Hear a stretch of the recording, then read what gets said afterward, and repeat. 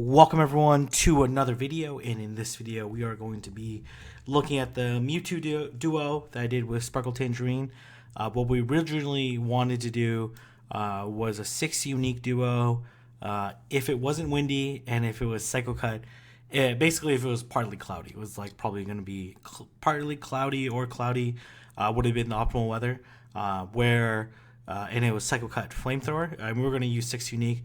Use Chandelure, Darkrai, Origin Form Giratina, and Gengar, Shadow Ball Mewtwo, and then like either Tyranitar or Weavile, probably Weavile, just because it's a little glassier, and that way we could use our more higher DPS Pokemon. But unfortunately, our schedules didn't line up, and then as well, this was our last opportunity to do it because I believe Mewtwo is going away soonish. I don't know the exact date. So it ended up being windy weather. The moveset was Confusion and Flamethrower. So I was looking at it, I'm like, okay, let's use three different Pokemon. So we're gonna be off with Chandelure, followed by Darkrai, and then followed by Origin Form Giratina. I am using Shadow Ball on my Darkrai, and so is Sparkle Tangerine. Sparkle Tangerine's side didn't record, but that doesn't make a huge difference. And the Mewtwo duo. Right now, I mostly focus on PvP, and that's going to continue to be the trend going forward. I'm still going to do the occasional duo and trio and solo here and there, but my main focus is on PvP. But there was once a point in time where doing this Mewtwo duo in EX raids was the goal.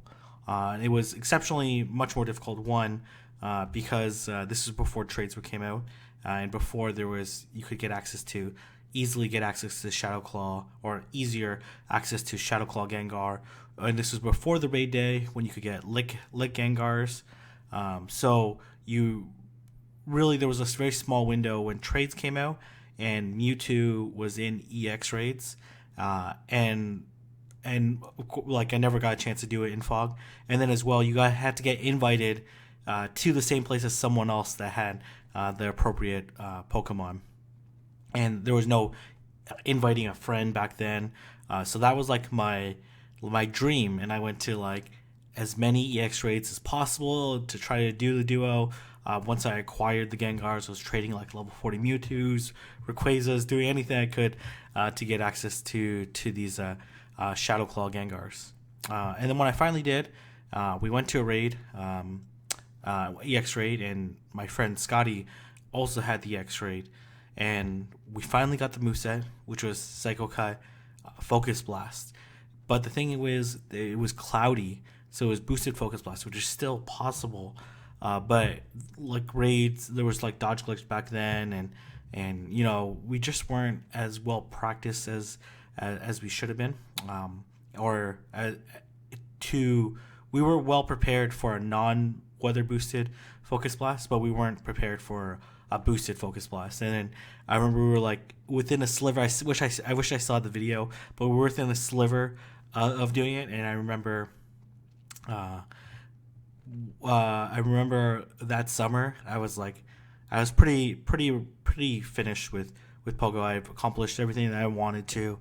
This is before PvP came out, and I was like, okay, I had a couple of things left on my bucket list. A certain number of catches, XP. Things I wanted to set up, and I was like, okay, last thing on my bucket list, if I can do this, I'm going to duo Mewtwo, and then I'm going to call it a day, and put down Pogo, and then focus on whatever my next hobby is. Then we failed that duo, and I was like, oh, okay, I'm not too worried, it's going to come in raids next, and then they made it like tier 6, with like 50% more HP, and made it much more challenging, and I was like, okay, maybe it's not meant to be, and I'm very thankful Obviously, I would have loved to do that duo back then because it would have been certainly one of the most special duos that I would have done. But I'm also very fortunate that I didn't do it because I wouldn't be here today to share and embrace the PvP community. So, but anyways, enough for that jibber jabber. Let's go ahead and take a look at this duo. So as you can see, it is 27 feints for Chandelure, 543 time to win, which is actually really good Again, you want it to be below 600. But the 27 faints means that it's going to faint pretty frequently. It does resist the flamethrower, but doesn't resist the confusion damage. So as you can see, Hex generates energy very quickly, and this is different than in PvP. Hex actually generates energy faster than Shadow Claw. So there's certainly some positive trade-offs there. So as you can see, and this is actually one of my first times using Snarl in raids since the boost. I had no idea what the change or adjustments are. As you can see, Darkrai as a dark type does double resist the confusion damage, but does take neutral damage from the flamethrower. And then Darkrai is not the tankiest Pokemon. It's like a little less tanky than Mewtwo, which is again not a tank either. Certainly not a glass cannon, but it is more attack oriented. Well, Origin Form Giratina, definitely the more attack oriented version of the two Giratina forms, and has access to Shadow Claw and Shadow Ball, which is a really great moveset combination. And with its Dragon typing, does resist flamethrower, so it makes it pretty tanky. But the thing is, it is much more bulky than Chandelure and Darkrai, and that's certainly more of its appeal, is to be a little bit tankier in that Dragon Ghost typing makes it a pretty good defensive typing. And Darkrai certainly has a lot of overlap with Giratina, but Giratina still has a place because it's still very tanky. So what we want to do is, whenever I look at the time, it's like 200 seconds to go, I want to make sure that I'm like partway through the fourth number. In this case, the fourth number is the 4. So as you can see, 8, 4, 1, 4, and that just indicates to me that I am 100 seconds elapsed, and right before the 4, the end of the third number is roughly 1/3 of the HP. It's 1/3 of the time, but because you have to relobby, you have to factor that in.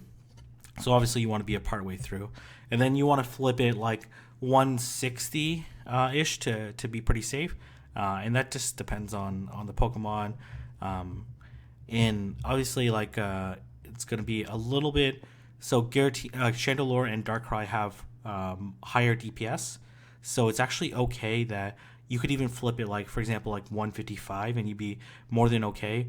Just because, and it's kind of because I forgot that I only healed 5. I was kind of looking for 6.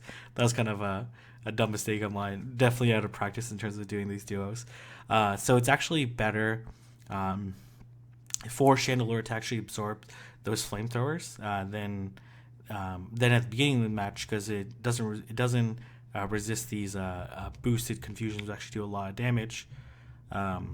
So anyways, it's okay to be a little bit like closer to the 150 mark in this kind of setup, just because the first 2 leading mons have like more DPS than Origin Form Giratina. So they'll certainly, and because you essentially in the first half you're using like 40% of the Pokemon are the higher DPS Pokemon.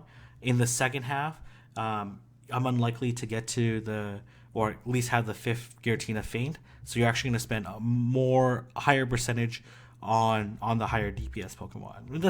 That's unique to this particular setup. That's why like the time to win is like pretty comfortable.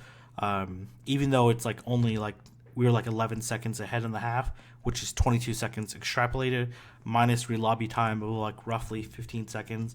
With the health rebound, we should have finished off like 5-6 seconds left, just because it's not like the RNG was that much better in this half. But that's just some of the reasons and some of the logic that you want to look at when you're doing these duos. You definitely want to monitor and be aware whether or not you're on schedule, on pace as soon as possible, to figure out what adjustments you need to make, or whether or not you need to back out and retry and re-roll the RNG on this particular raid. So there's like some like really key RNG components, like for example, like whether or not Chandelure is going to get off that additional Shadow Ball. It's actually a little bit better to be able to tank those flamethrowers early on rather than getting fainted down. And you'll see we're in a really good position. And there's like other ones, like whether or not you're going to hit the Shadow Ball on Darkrai and whatnot, and your relobbying time and all this stuff. So we do complete the duo.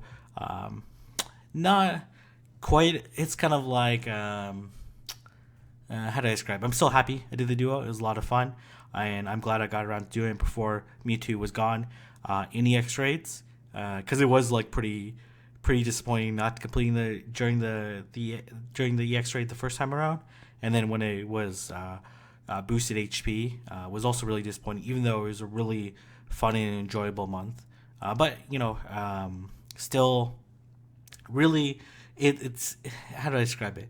It's kind of like if I did like 1,000 Mewtwo raids and I didn't get 100% Mewtwo. If I got 100% Mewtwo now, it would be less satisfying than if I got it during when I was like actually raiding a lot and really trying to grind out these IVs and using that stuff. So it's like not as important to my own personal gameplay right now. But it's still cool to get that checked off. So anyways, I'm going to leave it there. If you like this video, don't forget to like, comment, and subscribe. And I'll see everyone in the next video.